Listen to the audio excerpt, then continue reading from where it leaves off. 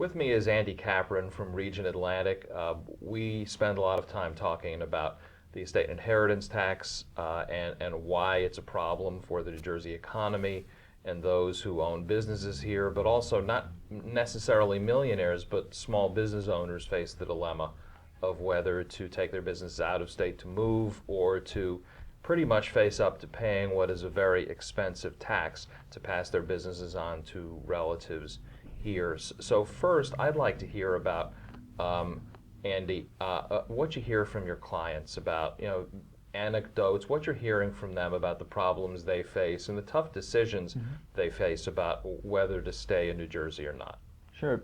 So usually the way the conversation begins is they read a ranking or they read an article that talks about New Jersey being the worst, the single worst out of 50 states to die in.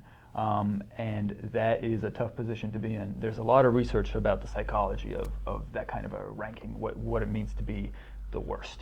It is significantly better if you're just in the bottom 10 or even 49th, being the 50th has an intense meaning because, well, one, it starts with headlines in Fortune that say "Don't die in New Jersey." That's a real eye raiser, and that's a national magazine, not just a New Jersey-based one. Conversations tend to start. They tend to get provoked by something like that. But where they lead us is people start to really seriously think, how much is it going to cost me to stay in New Jersey versus going somewhere else? And that's an analysis that can be run. It's at the end of the day, it's a calculation. What is your estate worth? What would you give up in taxes if you stayed in New Jersey versus what would you have left if you went somewhere else? Often that's Florida, both because of warm weather and also warmer tax treatment. And are you finding that people will most likely sell their businesses or move out of state? I would say either or. Some people, they really like their lifestyle in New Jersey. And at the end of the day, if they have enough money to sustain it, it becomes part of the lifestyle calculation. They understand that New Jersey costs more to live in. It's just one of the additional costs. But there is a significant, and I wouldn't even call it a minority, but a significant portion of our clients and of the people that we speak to where it is a real consideration. And in some cases, they do it after they've already made the decision to retire. So they've already sold their business, and now they're trying to emigrate. If they're in the sort of business where it's possible to work remotely, it becomes a serious consideration where they might actually take their business with them if they're, say, in consulting. Are you finding that there are other factors also that lead to wealth migration? We were talking a few minutes ago, and we always talk in New Jersey about pensions being taxed, but that doesn't seem to be a big issue. In this day and age, it's mostly estate and inheritance tax, or is it, people look at their property tax bill, people look at what the cumulative impact of what they're paying here and decide to move. If you can sort of categorize the overall tax impact and its effect on people's decisions whether to stay or leave. People look at the total. It's not just the estate tax. The estate tax is just one of the headlines that really catches people. But if you look at just the way that we tax investments, whether it's pensions, which at the end of the day there's an investment at the end of it that's paying this annuity, whether it's actual investment accounts, whether it's withdrawals from your 401k, there are a lot of ways where New Jersey is not leading.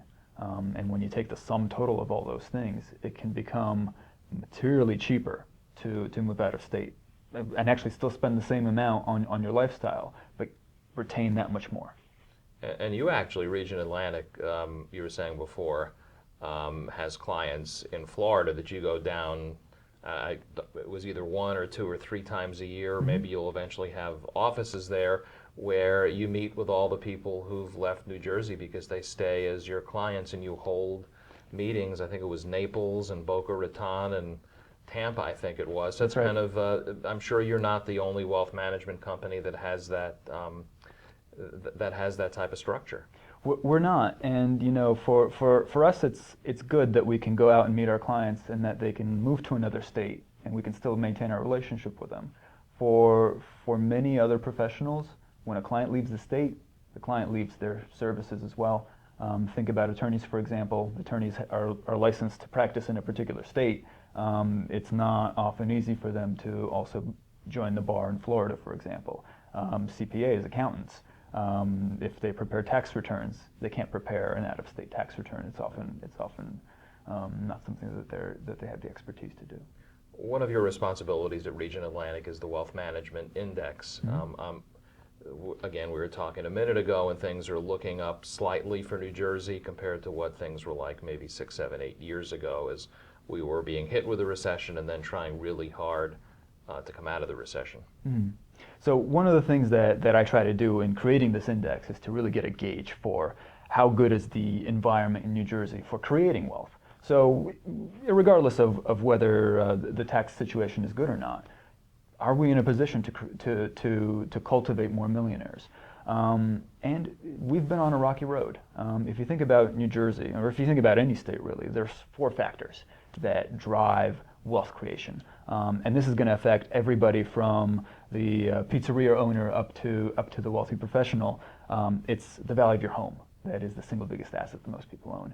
It is the performance of your stock portfolio. A lot of New Jersey people, they work for corporations such as Merck, based in White House Station, or Johnson & Johnson in New Brunswick, as researchers or as HR or as anybody else, and they've accumulated stock in the company over time. That's a big part of their portfolio. We also look at the income story. So in a lot of cases, the proof is in the pudding. If incomes are rising, that means a lot of other things are working in your favor. So the sum total of all this is New Jersey was hit very hard by the recession. Pharmaceutical firms laid off a lot of staff. They're doing a lot less research now. Wall Street is also a big draw for New Jersey. Even though Wall Street is technically in New York City, a lot of the northeast corner of the state commutes into the city to do their work. Many of those are working in the financial industry or in industries that are very closely tied to it. Both of those industries hurt New Jersey, and it's been a struggle for us to get back out of that. Case in point, most of the country has recovered back to an all-time peak in terms of the number of people working. New Jersey is 100,000 workers short of its all-time peak.